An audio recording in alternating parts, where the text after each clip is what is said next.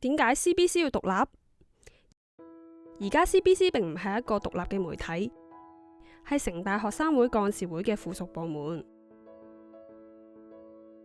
而家大專院校入邊，佢又有喎，但係城大城市廣播部仲未成為一個獨立嘅媒體，想成為四大，落唔落後啲啊？學生會幹事會萬一被罷免，CBC 會點呢？ CBC 可能會被解散。一個媒體會因為學生會幹事會罷免而可能解散，合理嗎？獨立咗對城大學生有咩好處？成為城大學生會30年以嚟第一個獨立校園電視媒體，編採自主，為同學報道第一手嘅影像資訊。請立刻聯署1200個有效基本會員簽名，支持城市廣播部成為城大史上第一個獨立校園電視媒體。